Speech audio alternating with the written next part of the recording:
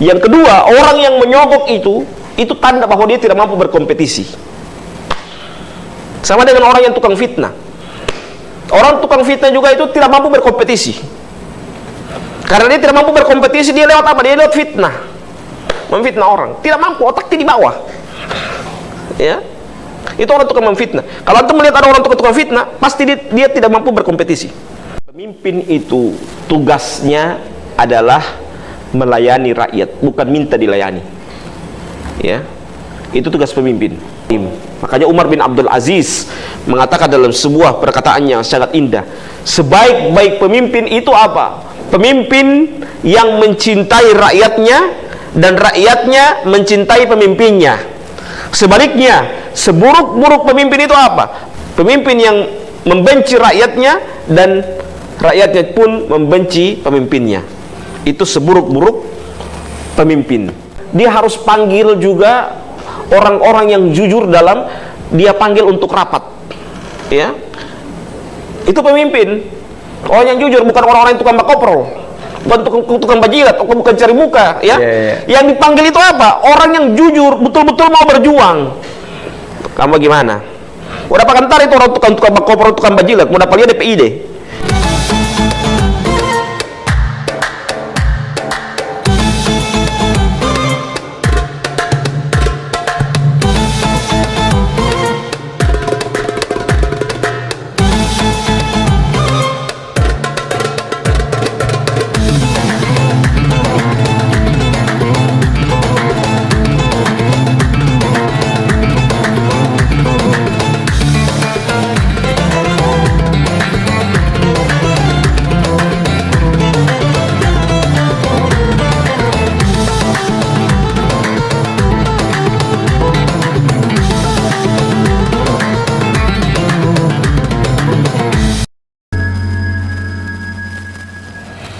Ya, sobat milenial, senang sekali masih bisa berjumpa dengan Anda semua di acara Robusta Ngobrol bareng Ustadz. Bersama saya Muhammad Reza Saat yang akan menemani sobat milenial selama 1 jam ke depan. Dan saat ini sobat milenial, saya tidak sendirian, sudah bersama saya narasumber kita yaitu Ustadz Robianto. Assalamualaikum Ustadz. Waalaikumsalam warahmatullahi wabarakatuh. Dan semoga para pemirsa yang sementara mendengarkan kami lewat televisi maupun lewat medsos dan antum juga selaku host, ya, insyaallah semuanya kita temui dalam keadaan sehat walafiat. Amin ya rabbal alamin. Baik. Ya, sobat milenial, hari ini kita akan membawakan tema yang begitu menarik yang sekarang masih hangat-hangatnya ya, yaitu terkait fikih khalifah dalam Islam. Nah, ini memang sudah masanya ataupun sudah waktunya para pemimpin-pemimpin ingin menjadi seorang pejabat. Nah, saat ini mari sama-sama kita dengarkan ataupun kita ngobrol langsung dengan narasumber kita. Ya, Ustadz, untuk mengawali obrolan kita pada sore hari ini, mungkin bisa dijelaskan terlebih dahulu apa arti dari penguasa, pemimpin, dan khalifah jika ditinjau dari etimologis. Baik, alhamdulillah, salatu wassalamu ala rasulillah wa ala alihi wa sahbihi wa man tabi'ahum bi ihsanin ila yaumiddin wa ba'd. Pemimpin itu adalah seseorang yang mengepalai sebuah komunitas, baik komunitas terkecil maupun yang terbesar. Itu pemimpin. Pemimpin bisa saja dinamakan dengan ketua, karena dia mengepalai, memimpin sebuah komunitas. Itu pemimpin. Kalau penguasa, dia di samping pemimpin, dia merasa bahwa dia yang berkuasa, sehingga pada dirinya itu ada sifat diktator. Itu penguasa. Dia merasa dia anti kritik. Itu penguasa. Sehingga penguasa itu beda dengan pemimpin. Kalau pemimpin, dia bekerjanya secara struktural. Dia merasa bahwa dia punya bawahan. Ketika dia tidak mampu, dia oper kepada bawahan. Dia bekerja sesuai dengan sistem. Ya, itu pemimpin. Kalau penguasa, semuanya yang mengatur itu berhak dia. Ya, dia sistem otoriter. Ya, itu penguasa. Sehingga dia tidak memberikan panggung tidak memberikan kesempatan kepada bawahannya untuk mengatur. Semuanya diatur. Hatta yang terkecil pun diatur. Itu penguasa. Ya. Berbeda dengan khalifah. Kalau khalifah, dia seorang pemimpin, di samping dia pemimpin, dia berusaha untuk menjalankan kepemimpinannya sesuai dengan syariat Islam, sesuai dengan norma-norma Islam, sesuai dengan kaidah-kaidah Islam. Itu khalifah. Ya, sehingga khalifah itu adalah pemberian dari Allah Azza wa Jalla kepada siapa? Kepada orang-orang yang beriman. Ya, kepada orang-orang yang beriman. Ya, jadi itu perbedaan antara khalifah, pemimpin, dan penguasa. Ya. Jadi kalau penguasa itu dia killer orangnya. Ya, maksudnya killernya dari sisi apa? Dari sisi aturan dia killer. Dari sisi kebijakan dia killer. Dia merasa bahwa semua kalian harus dengar saya. Itu penguasa. Tapi kalau pemimpin, dia mengatur secara struktur. Ketika dia tidak mampu, atau ketika ada sesuatu hal yang ingin dia putuskan, dia berdialog dulu dengan siapa? Dengan bawahannya. Itu pemimpin dan perbedaan antara pemimpin dan penguasa. Thayyib. Ya, Ustaz. Nah, Ustaz, apa penting seorang pemimpin dalam sebuah komunitas? Pemimpin dalam sebuah komunitas itu sangat berpengaruh karena untuk mengatur. Kalau tidak ada pemimpin, semua akan mengatur, semua akan merasa bahwa dia berhak untuk mengatur. Ya. Tapi kalau ada pemimpin, semua itu dia serahkan kepada pimpinan. Walau dia hanya sekedar mengusulkan ide saya seperti ini. Yeah. Keputusannya sama pimpinan. Sehingga ketika ada ragam ide, ragam pendapat di kalangan komunitas itu, maka pemimpin itulah yang akan memutuskan dengan berbagai macam standar, dengan berbagai macam aturan, dengan berbagai macam komunitas, ya, standar komunitas. Itulah yang akan diputuskan oleh siapa? Oleh pemimpin itu. Maka pemimpin dalam sebuah komunitas itu sangat penting untuk memanage, untuk memutuskan sebuah keputusan, sebuah masalah yang akan diambil atau diputuskan oleh seorang pemimpin itu. Thayyib. Iya, Ustaz. Nah, Ustaz, kalau misalnya ada seorang pemimpin di dalam sebuah komunitas tetapi pemimpin itu tidak bertakwa kepada Allah. Nah, ini apa pengaruhnya? Pengaruh pertama akan melahirkan juga kebijakan-kebijakan yang melanggar Islam. Yang kedua, kalau pemimpin itu tidak bertakwa kepada Allah, dia akan apa? Dia akan suka menzalimi kepada bawahannya, bahkan kepada rakyatnya. Itu karena apa? Karena dia tidak bertakwa kepada Allah. Standarnya standar bukan standar Islami. Standarnya adalah standar kepentingannya. Standarnya adalah standar keluarganya. Apa bisikan keluarga? Menurut saya begini. Keluarga bisik. Baik dia dari keluarganya maupun pembisik-pembisik dari lainnya. Yeah. Ya, itu susahnya kalau pemimpin yang tidak bertakwa kepada Allah. Dia mengambil standar sesuai dengan bisikan. Kalau dia bertakwa kepada Allah, standarnya apa? Standarnya Islam. Ya. Syariat Islam yang dijadikan standar. Sehingga apa? Sehingga kalau ada pembisik, ya, baik pembisik yang baik maupun pembisik yang suka bakoprol, ya, dia tidak mudah terpengaruh dengan pembisik itu. Yeah. Ya. Oke, saya terima bisikan Anda, nanti saya putuskan, nanti saya undang kembali. Itu baru pemimpin yang benar-benar di atas syariat Islam. Dia tidak mudah terpengaruh dengan apa? Dengan bisikan itu. Ya, yuwaswisu fi sudurin nas. ya, apa yang membisik dalam hati manusia, ya, yang membisikkan dalam hati manusia. Ya, itulah. Jadi makanya pemimpin itu kalau dia beriman dan bertakwa kepada Allah, standarnya apa? Standarnya dari syariat Islam. Sehingga orang yang membisik, baik yang membisik itu dengan tujuan yang baik maupun membisik ada kepentingan pribadinya, atau istilah kita bakopro dan penjilat, nah, maka itulah yang akan membahayakan dia. Itulah yang akan membuat dia berbahaya. Karena apa? Karena dia mendengarkan pembisik-pembisik itu. Itulah fungsinya kalau pemimpin itu, kalau dia di atas syariat Islam, sehingga dia benar-benar bertakwa kepada Allah Azza wa Jalla. Ya, Ustaz. Nah, Ustaz, di kalangan masyarakat saat ini kita tahu persis bahwa masyarakat pasti memiliki kriteria-kriteria pemimpin dalam memilih seorang pemimpin. Betul. Ustaz.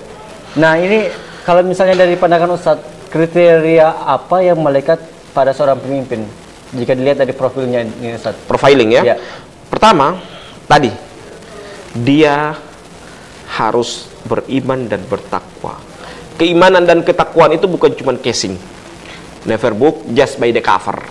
Ya. Jangan ukur buku itu dengan covernya. Jangan ukur orang itu dengan covernya. Dengan casingnya dia kokoh terus. Bukan itu.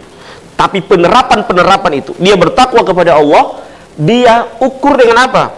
Dengan bagaimana dia akan bisa bertakwa kepada Allah, akan terlahirkan dengan pertama karakternya yang bagus. Yang kedua, ide-ide yang keluar itu ide-ide dari wahyu ilahi, hidayah. Kelihatan kalau pemimpin itu bertakwa. Ide-idenya ide-ide yang memang cemerlang dan terbimbing dengan hidayah. Ya, sehingga ketika dia mau memutuskan sesuatu, kelihatan sekali dia akan sejalan dengan syariat Islam itu. Ya. Keputusannya memang orang senang. Walaupun orang benci sama dia, tapi kalau dia sesuai dengan syariat Islam, yang awalnya benci jadi suka, jadi cinta. Karena apa? Karena idenya ide cemerlang. Idenya memang ide-ide yang mantap, yang bagus. Ya, karena apa? Idenya adalah ide-ide orang-orang yang bertakwa kepada Allah. Ya. Itu enaknya kalau dia seorang pemimpin, ya, pertama dia bertakwa kepada Allah, ya. Sehingga ide, kebijakan, aturan yang dia akan terapkan itu sejalan dengan Islam. Misalnya ada perda miras, ya. Ada perda narkoba, ya, sejalan dengan syariat Islam. Enak kan kalau dengar begitu? Oh, masya Allah, enak, indah, ya. Dengan dia bertakwa kepada Allah akan melahirkan ide-ide yang sejalan dengan syariat Islam, ya. Ada perda mukber Senin Kamis, kan enak, masya Allah, ya. Ada perda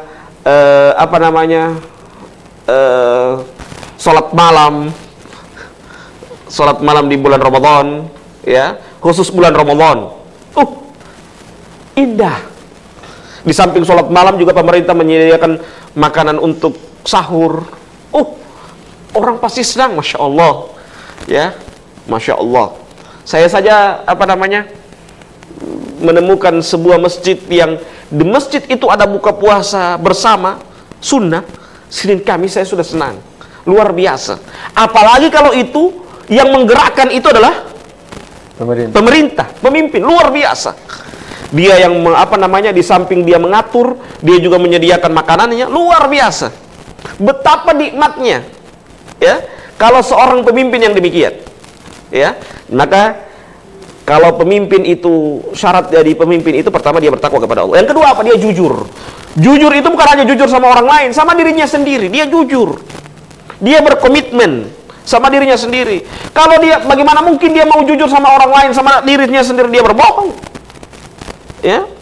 Jadi dia jujur sama orang. Oke, saya jadi pemimpin, bismillah, saya jujur sama diri saya. Ketika dia jujur sama diri saya, dia berani jujur sama orang lain. Ya. Oke, saya komitmen dengan aturan ini. Saya komitmen. Itu orang jujur. Jangan jujur, ya. Dalam lisannya dia jujur, tapi dalam prakteknya dia tidak jujur. Ya. Dia tidak berani menyuarakan kebenaran itu, kebaikan itu. Suarakanlah. Namanya kebaikan. Orang baik itu yang membenci dia siapa? Membenci dia orang buruk. Orang buruk itu yang membenci dia orang baik. Ya itu sunatullah. Jangan pernah takut dengan dibenci oleh orang. Jangan pernah takut. Kalau kita orang baik, pasti yang akan membenci kita adalah orang buruk. Kalau kita orang baik, tidak perlu takut. Hidup ini demikian. Ya. Ridhon nasi ghayatun la tudrak, kata Sufyan Ats-Tsauri. Engkau mencari ridha manusia, kamu tidak akan mendapatkan. Pasti ada yang senang, ada yang tidak senang. Ya. Jadi tidak perlu kita mencari ridho manusia. Oh, saya jadi pemimpin, saya mau cari ridho manusia dengan kita kita mau berpihak kepada kemaksiatan, berpihak kepada hal-hal yang melanggar syariat Islam dengan untuk mencari ridho manusia. Lah. Jangan cari ridho itu. Kita cari ridho Allah. Kalau kita cari ridho Allah, insya Allah Allah akan bantu kita. Ya, Allah akan bantu kita. Cuman memang orang ini kalau bicara tentang masalah syariat begini kadang-kadang ini cuman khayalan segala macam. Tapi padahal itu ada hal-hal yang memang kita akan laksanakan, insya Allah semuanya akan ada jalan keluarnya. Thayyib. Jadi yang kedua jujur. Yang ketiga dia seorang yang pemberani. Dia berani melangkah. Ya, misalnya dia mau menerapkan perda miras, berani melangkah. Jangan takut-takut. Ya. Kalau mau mau menegakkan aturan kebaikan, tidak perlu takut. Ya, tidak perlu takut. Kalau misalnya dia perda miras, berani melangkah bahwa itu perda miras saya tidak suka. Berani. Ya, ini untuk kebaikan daerah. Bukan kepentingan pribadi. Karena takut dikritik. Takut dikritik. Usahakan berani, ya. Jadi pemimpin itu harus pemberani, ya. Jadi harus punya 2 nyawa, jangan punya 1 nyawa. Ya, jangan baperan orang pemimpin itu, jangan baperan. Orang kritik sedikit, takut cuit. Ya. Bagaimana pemimpin seperti itu? Begitu juga dai. Berani, saya dai berani menyuarakan. Tidak perlu takut. Anda takut dikritik orang? Tidak perlu takut. Karena pemimpin itu harus berani menyuarakan. Berani, makanya kalau dia bertakwa kepada Allah, dia jujur, dia berani, luar biasa. Dan yang keempat, dia cerdas. Ya. Kecerdasan itu juga harus dibarengi dengan beriman kepada Allah. Ada orang cerdas tapi tidak dituntun oleh hidayah. Sehingga kecerdasannya dibuat untuk menyesatkan dia dari jalan Allah. Ya. Orang Yahudi itu cerdas, bahkan dijuluki dengan ahlul kitab. Tapi kecerdasannya menyesatkan dia dari jalan Allah Azza wa Jalla. Maka cerdas harus dibarengi juga dengan keimanan. Ketakwaan kepada Allah Azza wa Jalla. Tayyib. Baik, Ustaz, kita akan lanjutkan lagi, Ustaz. Ya, Sobat Milenial, jangan kemana-mana, tetap saksikan terus di Robusta Ngobrol bareng Ustadz.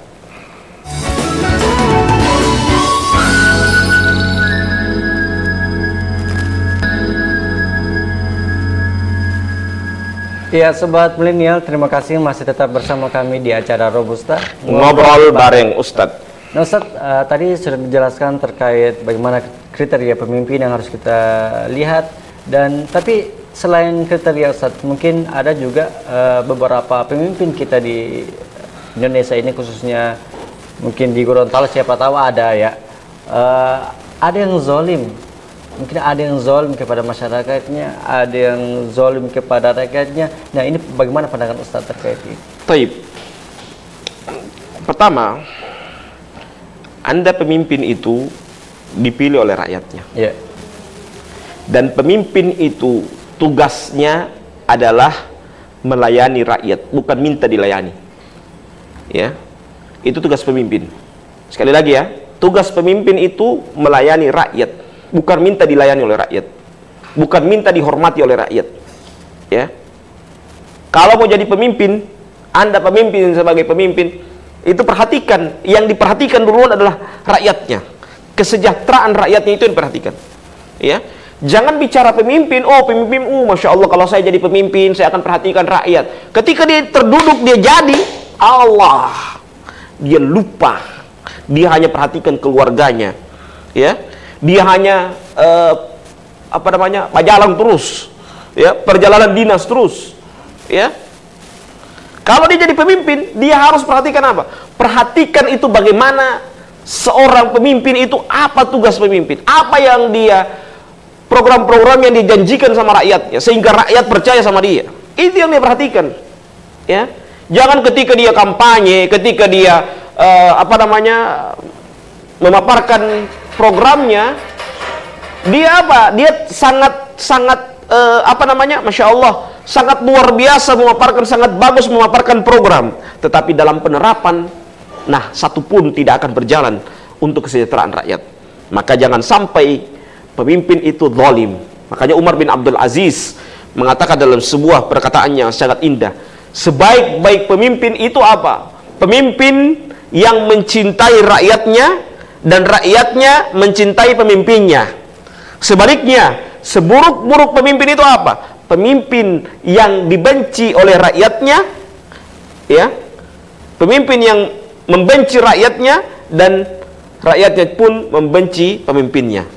Itu seburuk-buruk pemimpin. Maka pemimpin yang baik itu adalah pemimpin yang senantiasa memperhatikan, ya, rakyatnya, dan jangan sampai dia sebagai seorang pemimpin justru dia zalim kepada rakyatnya tersebut. Ya, kezaliman itu kata Rasulullah SAW, ittaqudz zulma fa innahu zulumatul yaumal qiyamah.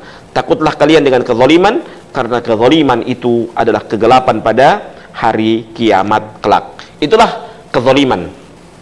Ya, kezaliman adalah sebuah hal yang sangat berbahaya. Ya, maka jangan sampai kita suka menzalimi kepada rakyat kita. Jangan sampai kita termasuk orang-orang yang suka menzalimi kepada rakyat kita. Ingat bahwa kita sebagai pemimpin ada amanah yang kita harus jalankan, ya. Amanah itu bukan hanya amanah keluarga, ya. Jangan ketika jadi pemimpin hanya keluarga yang diperhatikan, dia lupa kepada rakyatnya, ya. Maka dia harus senantiasa memperhatikan kepada rakyatnya tersebut. Wallahu a'lam bishawab. Ustaz, bagaimana pandangan Ustaz terkait seorang pemimpin yang mendukung transnasional? Taib. Pertama, kelompok transnasional ini adalah kelompok yang menggerogoti NKRI. Ya. Kenapa demikian? Karena ideologi transnasional itu berseberangan dengan ideologi Indonesia. Ya. Sebagaimana yang saya jelaskan kemarin-kemarin. Ya. Ideologi transnasional itu apa? Contoh misalnya dalam fikih Syafi'i, mereka akan ganti dengan fikih yang lain. Akidah Asy'ariyah mereka akan ganti dengan akidah yang lain. Ya. Tasawuf mereka akan hapuskan. Ya. Mereka akan ganti dengan apa? Dengan juga ideologi-ideologi kenegaraan yang lainnya. Ya. Padahal ideologi atau dalam Islam itu kepemimpinan di Indonesia pun dia sinergis dengan apa? Dengan kepemimpinan dalam Islam. Sehingga pemimpin yang agak condong kepada kelompok transnasional ini adalah pemimpin yang sangat berbahaya, dan saya harap untuk jangan dipilih, karena jangan sampai mereka akan merusak dan menggerogoti NKRI ini, ya, dari bawah sehingga sampai ke atas. Wallahu a'lam bishawab. Ustaz, bagaimana pandangan Ustaz terkait seorang pemimpin yang bersenang-senang atas prestasi-prestasi yang dicapai oleh bawahannya? Taib. Ini pemimpin yang tidak tahu diri. Ya, memang kebanyakan seperti itu, Ustaz. Iya. Harusnya juga kalau pemimpin itu dia harus berikan reward, penghargaan. Ya, penghargaan. Betul.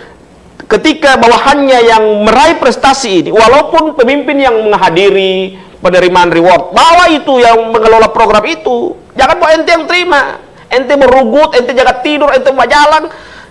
Bawahan yang bekerja sudah suar lelah, dia tidak tidur, bahkan kadang-kadang dia pulang ke rumah nanti sudah malam, jam 9, jam 10 malam. Ente sudah enak-enak di rumah, ya, enak-enak di hotel, ya, tapi ente lupa pemimpin itu harus memberikan reward, penghargaan kepada siapa?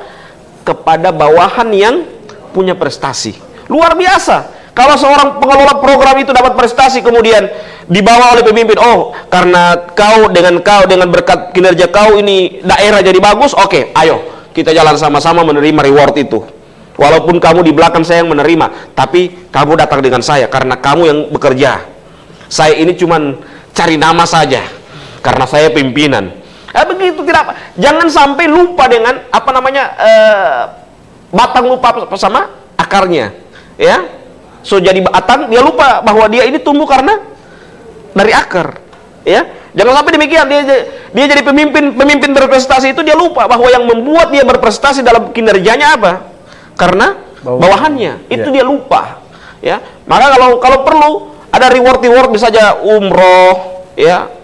Kasih itu umroh itu bawahan yang begitu modelnya, supaya bawahan itu senang. Masya Allah, saya senang dengan pemimpin seperti ini, ya. Karena apa? Karena dia memberikan prestasi, memberikan hadiah sama saya karena saya pengelola program yang terbaik. Luar biasa kalau demikian, ya. Pengelola program itu yang diperhatikan. Dia yang bekerja siang malam, dia mengolah data, dia berusaha menjaga, bergerilya di lapangan, ya. Pemimpin kan cuma tidur di AC, di hotel, ya kan? Beda deh kan, kecuali kalau pemimpin yang memang punya hati nurani, dia turun langsung ke lapangan. Nah, itu bagus. Tapi kalau pengelola program itu mereka siang malam, bahkan kadangkala dia lupa kepada anaknya, dia sudah lupa keluarganya, dia hanya untuk mengelola program itu. Maka harus pemimpin ini yang tidak memperhatikan, tidak memberikan reward kepada bawahan yang punya prestasi, berarti pemimpin itu tidak tahu diri. Dia lupa bahwa yang membuat dia daerahnya berprestasi itu pengelola program seperti itu. Ya. Allahu a'lam bishawab. Saat ini mungkin bisa tadi sudah dijelaskan juga oleh Ustadz Robi tadi terkait apa namanya kriteria, ya, jujur dan sebagainya. Nah, kalau misalnya nilai-nilai yang harus dimiliki oleh seorang pemimpin, apa Ustadz? Konsep nilai kepemimpinan yang harus dimiliki oleh seorang pemimpin. Baik. Pertama, konsepnya memang harus konsep yang matang. Matangnya itu dia sudah perlu pengkajian. Saya lihat ada beberapa pemimpin, dia studi banding. Misalnya dia studi banding ke daerah A. Yeah. Ketika dia studi banding, harusnya ketika dia studi banding itu dia catat, oh mana yang tepat yang bisa diterapkan di daerah saya. Ya. Ya, mana yang tidak tepat, mana PR dulu, sementara PR. Ini tidak, ketika dia studi banding dia balik ke daerahnya, dia paksa untuk buat aturan yang dia studi banding itu ke daerahnya, sehingga tidak tepat. Ya, maka pengkajian dalam sebuah aturan itu juga harus dibatangkan. Matangkan itu bagaimana? Pengkajian. Apakah ini tepat saya terapkan atau tidak? Ya. Kalau tepat, itu harus dia matangkan, memang betul-betul matangkan. Ya. Yang kedua, dia harus panggil juga orang-orang yang jujur dalam dia panggil untuk rapat. Ya. Itu pemimpin. Orang yang jujur, bukan orang-orang yang tukang bakoprol, bukan tukang bajilat, bukan cari muka. Ya. Yang dipanggil itu apa? Orang yang jujur, betul-betul mau berjuang. Kamu gimana? Udah pakantar itu orang tukang bakoprol, tukang bajilat, mau dapat dia DPID. Ya, kalau tukang bakoprol, tukang bajilat jangan dipanggil rapat seperti itu. Itu tujuannya apa? Hanya untuk meraih prestise dia. Ya, dia mau rapat dengan pimpinan mencari prestise, ingin dia bicara supaya orang anggap jago, orang anggap hebat. Tapi lihat ide-idenya. Kalau ide-idenya cemerlang, itu yang dipanggil untuk diskusi. Kalau menurut ente bagaimana ini? Menurut ente bagaimana ini? Menurut ente bagaimana? Saya mau buat begini, saya ada program begini. Bagaimana menurut ente? Ya, ini tepat tidak kita terapkan di daerah ini? Ya, saya sudah studi banding ini begini, di sana itu maju begini. Ya, itu yang harus kita ajak diskusi supaya benar-benar pemimpin itu matang. Ya, kematangan dalam memimpin itu penting. Ya. Kematangan dalam memimpin itu penting. Jadi orang kalau memimpin, semua orang mampu memimpin. Coba lihat. Tapi kegagalan dalam memimpin itu, kadang-kala pemimpin itu, karena dia gagal jadi pemimpin, prestasi dalam memimpin cuma apa? Cuma apel pagi dengan upacara. Hari-hari besar. Hari-hari besar. Ya. Pokoknya itu lebih kerja. Di apel pagi dia malah marah-marah. Di upacara dia malah marah-marah. Ya. Bukan kinerja, bukan ketika apel, oh prestasi minggu ini, prestasi ini yang dia dapat, minggu ini prestasi ini dia dapat. Tidak, bukan itu, tapi tiap pagi, tiap kali apel yang dia lakukan apa? Cuma marah-marah. Ya, bukan evaluasi programnya. Ya, sehingga kematangan, sekali lagi kematangan dalam melakukan sebuah diskusi itu, melakukan sebuah kebijakan itu juga harus dikaji, dan dikaji oleh orang-orang yang cerdas yang terbimbing oleh wahyu ilahi. Bukan cerdas baru mau tukang bakoprol, ya, bukan itu, ya. Di samping dia cerdas juga apa? Dia dibimbing oleh wahyu ilahi. Karena ada orang cerdas tapi tukangnya tukang bakoprol, tukang penjilat, ya. Itu berarti dia bukan seorang pemimpin atau seorang bawahan yang bagus untuk diajak diskusi. Tayyib. Baik, Ustaz, kita akan lanjutkan lagi, Ustaz. Baik, sobat milenial, jangan kemana-mana, tetap saksikan terus di acara Robusta Ngobrol bareng Ustadz.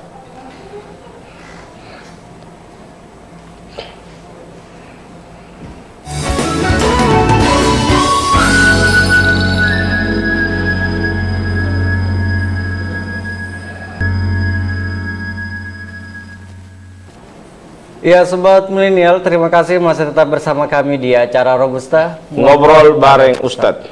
Ya, Ustadz, bagaimana pendapat Ustadz ya terkait kalau misalnya ada seorang pemimpin yang hanya sibuk memperkaya diri tanpa memperhatikan kesejahteraan rakyatnya, hak-hak rakyatnya terpenuhi dan sebagainya. Ini bagaimana pandangan Ustadz? Taib. Sekali lagi, ini pemimpin yang zalim. Ini pemimpin yang zalim. Ya. Ingat, kullukum ra'in wa kullukum mas'ulun an ra'iyatih. Setiap kalian adalah pemimpin, dan setiap pemimpin akan dimintakan pertanggungjawaban di hadapan Allah Azza wa Jalla. Ya. Jadi setiap kita adalah pemimpin, dan semuanya akan dimintakan pertanggungjawaban di hadapan Allah. Hati-hati. Menzalimi rakyat itu adalah hutang. Kezaliman itu adalah hutang. Semakin banyak rakyat yang dizalimi, semakin banyak hutang kita. Hati-hati. Maka pemimpin yang zalim itu adalah pemimpin yang suka menjadikan ada hutang di akhirat kelak. Semuanya akan dimintakan pertanggungjawaban di hadapan Allah. Kita jadi pemimpin itu menjadi, sekali lagi, pemimpin itu pelayan rakyat, bukan minta dilayani oleh rakyat. Itu memperkaya diri, berarti uang rakyat itu diambil. Ya, memang ada gajinya. Pemimpin itu sudah digaji, ya cukup gaji itu. Ya, cukup gaji itu. Ada uang duduk, cukup itu, sudah cukup. Jangan lagi ditambah dengan apa? Dengan uang rakyat diambil. Ya, jangan lagi ditambah dengan apa? Dengan kezaliman-kezaliman yang lain. Kebijakan-kebijakan yang menyusahkan rakyatnya. Jangan lagi ditambah dengan apa? Dengan sebuah hal yang akan merusak kedamaian dari sebuah daerah itu. Jangan rusak. Kezaliman itu adalah merusak. Ya, merusak dan menambah sengsara dari rakyat itu. Jangan suka menzalimi orang. Ya, orang punya watak-watak menzalimi itu kadangkala orang yang tidak selesai dengan dirinya. Ya. Maka sebagai pemimpin, hati-hati, jangan suka menzalimi rakyatnya.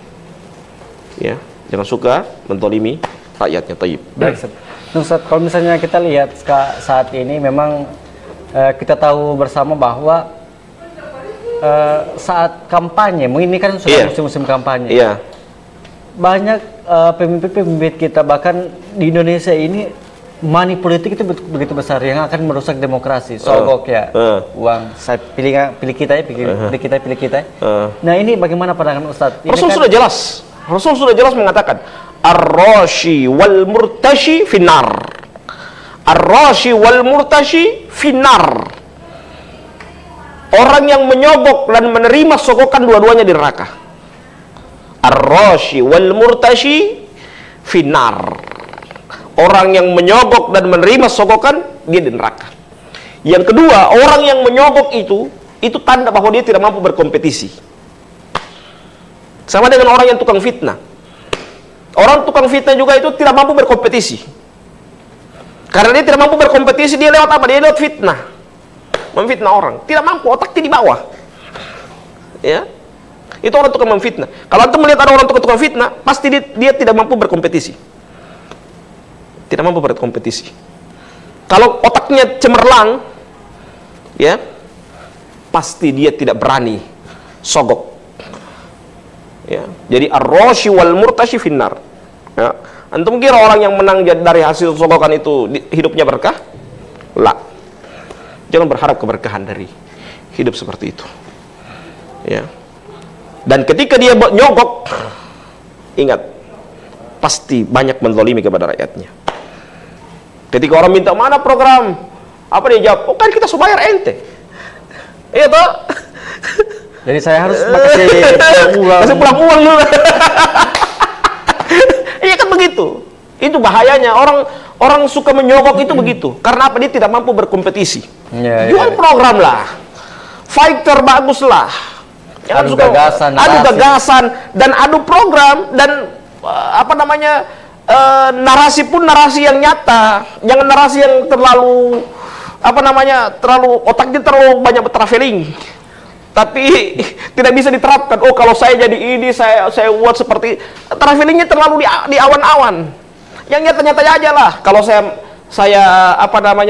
dia buat pemetaan. Oh ini yang miskin. Oh di sini berarti nanti saya ini begini. Dia membuat pemetaan. Makanya pengkajian itu penting. Pengkajian itu adu ide dengan orang-orang sekitar kita, ya, bukan cuma adu ide, dia punya ada pemetaan. Oh begini, oh begini, oh begini, pemetaan. Oh di daerah ini yang banyak orang susah. Oh daerah ini yang banyak miras, harus di sana. Oh daerah ini yang begitu. Itu pemetaan, pengkajian itu penting, ya. Jadi orang yang menyogok dan menerima sogokan dua-dua di neraka. Dan orang menyogok itu tanda bahwa dia tidak mampu berkompetisi.